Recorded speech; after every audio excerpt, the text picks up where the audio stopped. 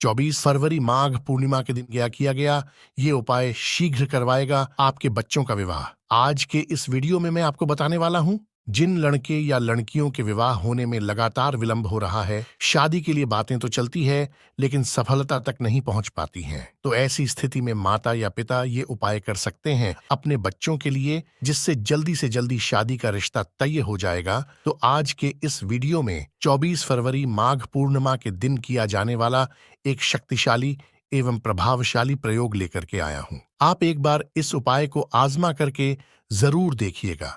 आपके बेटा या बेटी की शादी के लिए बातें तो चलती हैं लेकिन वो सफलता तक नहीं पहुंच पाती हैं। तो माघ पूर्णिमा के दिन किया जाने वाला शक्तिशाली चमत्कारी प्रयोग माता या पिता अपने बच्चों के लिए जरूर करिएगा। इससे जल्दी से जल्दी शादी का रिश्ता तय हो जाएगा और बच्चों को मिलेगा सुयोग्य जीवन साथी। तो उसको किस विधि से करना है, किस तरीके से करना है, वैसे इस उपाय को महीने की किसी भी पूर्णिमा को कर सकते हैं, लेकिन सबसे सर्वश्रेष्ठ रहेगा माघ पूर्णिमा के दिन इस उपाय को करना, जो इस माह में 24 फरवरी को पड़ने वाली है। ये इस प्रकार के उपाय करने के लिए बहुत ही ज्यादा असर कारक मानी जाती है। अगर आप इस वीडियो को आगे कभी भी देखें तो किसी भी महीने की पूर्णिमा को ये उपाय कर सकते हैं। ये उपाय बहुत ही ज्यादा चमत्कारी माना जाता है। जब विवाह में लगातार बाधाएं उत्पन्न हो तो ऐसी स्थिति में इस प्रयोग को किया जाता है। तो आपको कैसे इस प्रयोग को करना है, जानकारी देने से पहले मेरा आपसे निवेदन है कि वीडियो को एक लाइक कर दें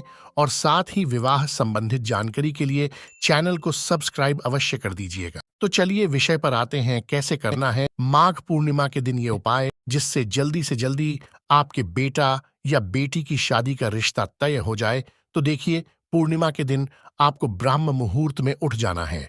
सूर्य उदय से पूर्व उठ जाए, लगभग 5 बजे के आसपास आप उठ जाइए। स्नान आदि से निवृत्त होकर के स्वच्छ वस्त्र धारण करें और ध्यान रहे, माता पिता में से जो भी इस प्रयोग को कर रहे हैं वह ध्यान रखें कि जिस तरीके से मैं बता रहा हूं उसी तरीके से इस विधि का पालन करना होगा। सुबह उठने के बाद स्नान आदि से निवृत्त होकर सर्वप्रथम सूर्य भगवान को जल अर्पण अवश्य करना है और सूर्य नारायण भगवान से अपनी मनोकामना हेतु प्रार्थना करनी है। ध्यान रहे, उस दिन आप या तो लाल रंग का कोई वस्त्र धारण करें या पीले रंग का कोई भी वस्त्र आपको धारण करना है। लाल या पीले में से कोई भी रंग का वस्त्र आपके शरीर पर होना जरूरी है। सूर्य भगवान को जल देने के बाद एक लोटे में थोड़ा कच्चा दूध ले लीजिए, उसमें जल मिला लीजिए और उसमें थोड़ी सी मिश्री डाल लीजिए, जिससे कि वो जल्दी मीठा हो जाए। और साथ ही 2 दीपक ले लीजिए। एक दीपक आप घी का तैयार कर लें और एक आप तेल का तैयार कर लीजिए। अब आप काले रंग का कोई भी धागा ले लीजिए। अब आपको इन सभी सामग्रियों को लेकर पीपल के पेड़ के नीचे चले जाना है और उसके बाद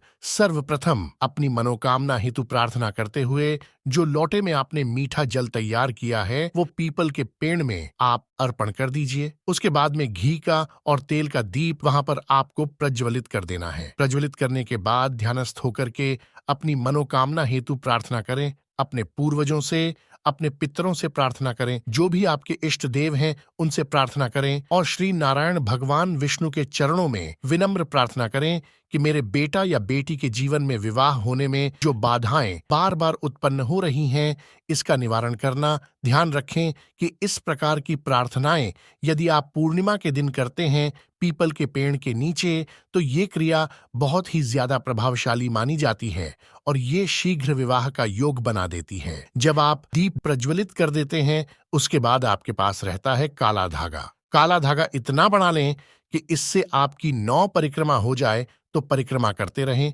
और उस धागे को लपेटते जाएं। यानी 9 बार पीपल के पेड़ के चारों तरफ आपको वो काला धागा लपेट देना है और 9 परिक्रमा करने के बाद मनोकामना हेतु प्रार्थना करनी है। और प्रार्थना करने के बाद जब वहां से आप आएंगे तो पीछे मुड़ के नहीं देखना, आपको सीधा घर आ जाना है। वापस लौटकर आपके घर का जो पूजा स्थान है वहां के देवी देवताओं को प्रणाम करके अपनी मनोकामना हेतु प्रार्थना कर लेनी है। और उसी पूर्णिमा की रात्रि में जब चंद्रमा पूर्ण उदय हो जाए, आपको आसमान में पूर्ण रूप से चंद्रमा दिखाई देने लगे, उस समय जल में थोड़ा कच्चा दूध मिला लें और उसमें थोड़े से चावल मिला लें और चंद्रमा को अर्घ्य प्रदान करें। ध्यान रहे अर्घ्य देते समय नीचे जमीन पर कोई पात्र रख लें ताकि पांव में छींटे ना आए। उस जल की छींटे वगैरह पांव में ना लगे। जो आप अर्घ्य देंगे वो जल पांव में नहीं आना चाहिए। तो आपको चंद्रमा को अर्घ्य देते हुए श्रीमन नारायण भगवान से प्रार्थना करनी है। अपनी मनोरथ सिद्धि के लिए तो ये क्रिया आपको प्रातःकाल पीपल के पेड़ के नीचे जाके करना है और रात्रि में आप अपनी छत पर जाकर या जमीन पर जहां से भी आपको चंद्रमा पूर्ण दिखाई दे। अगर ये वीडियो आप 24 फरवरी के बाद देख रहे हैं